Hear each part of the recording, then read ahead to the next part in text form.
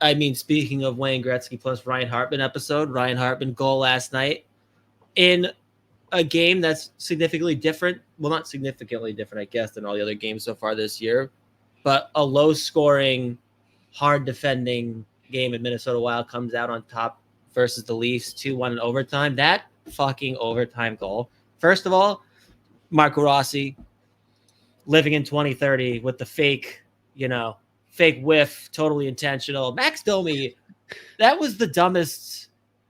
I don't know why he chipped it so far ahead. And then Max Pacioretty is literally still like holding the boards. Like didn't even consider getting central and heads up pass from Spurgeon. I love those passes in overtime. Just like the quick turnaround stretch. And that finish from Boldy was so nasty. But what a win. That barn looked like it was rocking. It was, and it was pretty weird though. Like I expected it to be like a decent showing from our friends to the south in Toronto, but dude, there was a lot of fucking blue in that rink. Whenever they did the, like boom, boom, let's go wild. And then whenever they went back to the pum, pum, pum, pum, pum over that, you could hear every Leafs fan, go Leafs, go, like louder than you could hear the drum bang. I'm like, oh fuck, we're in one here. I'll tell you what, I hate those motherfuckers. Like, they're so annoying when they show up in mat. Like, then there's so many of them. Like, dude, I get that tickets at your barn's like $7 million to sit like outside the fucking arena, but fuck off. Go fuck yourself. Like, and they're so fucking loud and annoying and obnoxious. It is cheaper for them to travel to a game than get a plane ticket to and from. Correct. 100%. And get the hotels, do the whole thing. They probably raid the souvenir shop too. Like, it still comes out cheaper. But Isha, poor guy. I texted him during the game because sitting right next to us in our seats is two Leafs fans, which like they're actually super nice. But I'm like, oh, so you guys like from Toronto then? Like, oh no, we're from Winnipeg, but we're Leafs fans. And I texted that to Isha and he was fuming. He was so mad. They also sided with us, Z. They're like, oh, we definitely celebrate Canadian Thanksgiving, like, because we're in Canada. It's weird that your buddy thinks that it's better than U.S. Thanksgiving because you guys make way bigger deal out of it than we do. So he was he was 0 for 7 on 2 comments. He was not happy. Imagine if he was there. Imagine if he was there. We would have been kicked out so fast. Yeah, the Thanksgiving. I mean, that's not even. It's at no point has that ever been a real debate. But they're fucking Leafs fans from Winnipeg. That was weird for me. All right, that's weird. Well, good for you for seeing some nice fucking Toronto fans. I'll tell you what, the interactions when they come to TD Garden are very funny. Oh, I'm sure. Just like there's some people that are like jokingly fucking with them, and then other people are like, if you touch me, I swear to fucking God. Like if they're like, if you bump into me, I will fucking murder your family. Like it gets dark real quick. But every interaction I've had with like a Toronto fan in Boston, like it is so annoying, like so fucking snotty. Like when they talk about hockey, they start like trying to teach you the game. And I'm like, I swear to fucking God, one more fucking word. I am going to get kicked out of here. I will. I can't. I keep wanting to say bad things that I'm not allowed to say live streaming. But they annoy the fucking shit out of me. And again, I cannot stand when they show up in mass and they are so fucking annoying. So I was really annoyed when I saw that Russo I saw he tweeted out there's a ton, and then I saw some other people saying how many Toronto fans were there. But that barn was still going. And it sounded like it hit liftoff with the overtime winner. But that was a fucking great hockey game. Like, both teams, plenty of chances, both goals. I mean,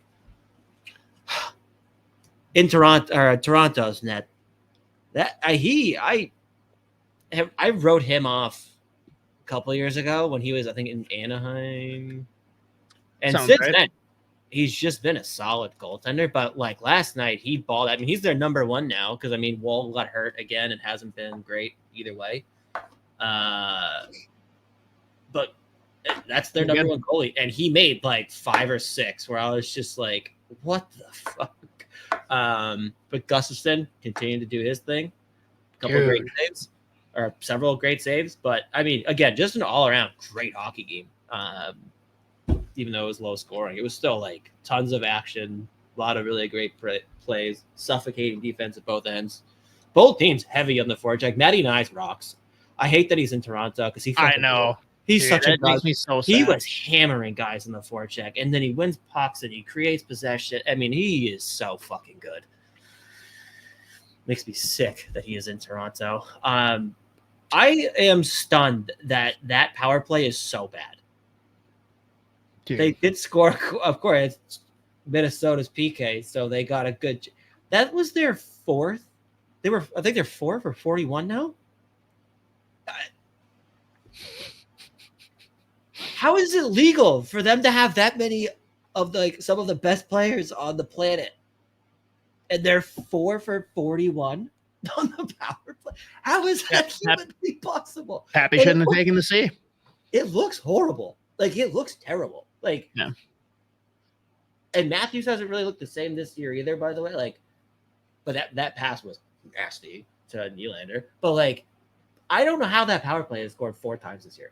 Like, it does not make sense to me. And Craig Berube is already doing the thing that basically like everyone hated about Sheldon Keefe, where they're just like loading up the big boys now.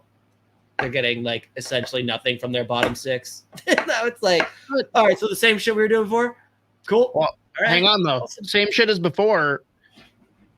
I'm pretty sure Craig Berube showed up. He's like, boys, the only way to win a Stanley Cup is to be absolute ass for the first half of the season.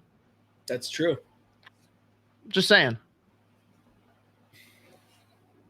Okay, he and Marco Rossi are both living in 2030 then. All right, fair enough. It's their world. We're just living in it. But yeah, I mean, that was a fucking great game. I was glad that Rossi factored in on that OT winner, not just by the fake lift, but just like getting the primary assist on it. How about the boldy celebration though? I mean, like no one's here to celebrate with me. Fine, I'm just gonna fucking dart across the ice. I don't know. Yeah, he was like, all right, I'll go to Spurgeon. Man without a country.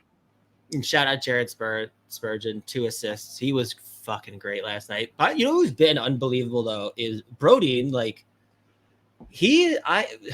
there was one before the goal, I think it was.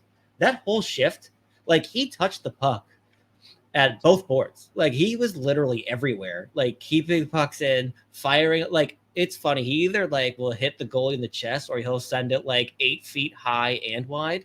Like, and it's like going off the glass. But like he was legitimately everywhere. Like every time the puck would go to the other side of the ice, it would get rimmed around and somehow it was like him like rimming it to himself. Like he is, I don't like that kid. Well, not kid. That guy is constantly in motion and he literally is everywhere all the time. It's amazing. Yeah. I don't know. Kind of a bum though. Not even good enough to crack Team Sweden. So yeah, apparently. But yeah, I don't know. I think our move next week has to be let's make our hypothetical rosters for if Russia was allowed to play. Oh, great. It'd be real fun. It could be a real fun thought experiment. That team would be scary. Do you see was it the other night or was it last night? Kucherov had a takeaway goal. Like he poke checked someone and it's like, okay, so this is the kind of year that he's going to have. All right, great. He's going to score 800 goals this season, apparently. Him and Kyle Connor. But I don't think there was anything else from the Leafs game I wanted to mention specifically. But I mean, they're in second place, only behind Winnipeg, who's fucking 11-1. Winnipeg and Minnesota, only 2 teams in the league with only 1 regulation loss. Winnipeg has scored 59 goals in 12 games. And Steelers has 58 of them. Yeah. Their goal differential is plus 29. That's pretty nice. Yeah. They look so good. And they are very fun to watch. But I mean, Minnesota's right there. 4 points ahead of Dallas. And I mean, the bottom 2 teams in the Central, Colorado and Nashville. All right. I think Cale Makar still might be second in the league in scoring as a defenseman, but they're getting Val Nichushkin back. He's tied for first, I think. Yeah, I think he is. I think it's him, Kaprizov, and Reinhardt, right? Yeah. That's what I think. That's what I saw last night. But dude, I'm still gonna stand by it. I think Makar is the best player. Period. Might be, but we'll see what they look like though with Nishushkin coming back earlier than expected, I think. But you know what? We'll see. Good. So they'll only be out like 8 of their forwards. It's crazy. They look so weird. They're not recognizable. Anything else? Minnesota Wild or NHL stuff we want to get into at all? Mr. the Raider. Who's Nadinov with JoJo? Thoughts? I don't know. I like Johansson's speed element he brings to the Boldy and Eriksson Ek line. That his ability to transport the puck through the neutral zone, gain easy offensive zone entries. But I mean, both players really good in transition. Yeah, I mean, it could be. But again, I think where Husadinov is slotted in the lineup, you're not really necessarily looking for a ton of offense from him. Meanwhile, like Johansson's supposed to be a significantly good complementary piece on that Eriksson Ek Boldy line. So, but I mean, again, both really good in transition, both move really well. So, makes sense from like how they compare to each other. Huh. What do you think for the second line?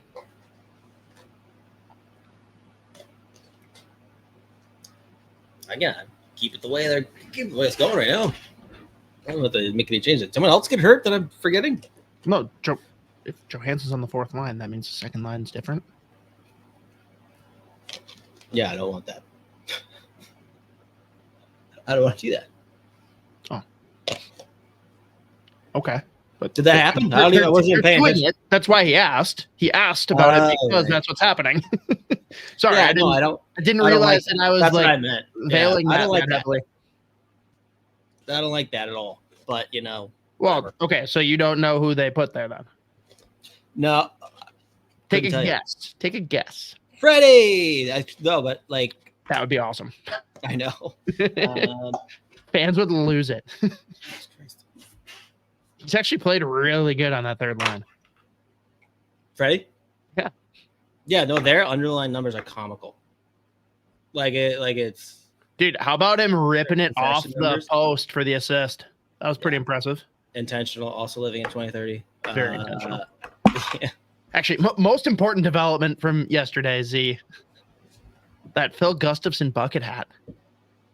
That was I wasn't paying it. I looked down at my phone and I looked up and he was being interviewed and I was like, and he's having like a normal conversation. I was like, hey, are we not talking about this right now? For like 2 minutes, I was like just staring at the screen. Like I was like, this is all right. Whoa. Big fan. And he just kept going. But yeah, he just started the interview. It's like as if nothing was. I'm like, we should talk about the bucket. I need 12 of them. Now, on Gustafson, what is more likely, or what would you rather put your money on if you got like enticing enough odds? Gustafson to win Vezina or Kaprizov to win Hart? Which one's more likely? Kaprizov to win Hart. Because like if you told me that Kaprizov did this for 82 games, I'd be like, yeah, that makes sense. But that still doesn't even lock him for the Hart. Right. I mean, no, as of right now, competition is stiffer for Kaprizov is my point. If it was just in isolation, like who is more suited for the award, I'm with you. But I think Gustafson, if he keeps doing what he's doing, like who else is really even in the discussion with him as of now? Igor. Yeah. He I watched that Senators game. But does the team matter? Like that'd be the argument for Kaprizov, right? Like, oh, he's carrying that team, but like Gustafson is also doing that, or do Kaprizov and Gustafson just cannibalize each other? Well, the Wild, they're also as far as like even strength defense. They're top 5. I think they're actually second.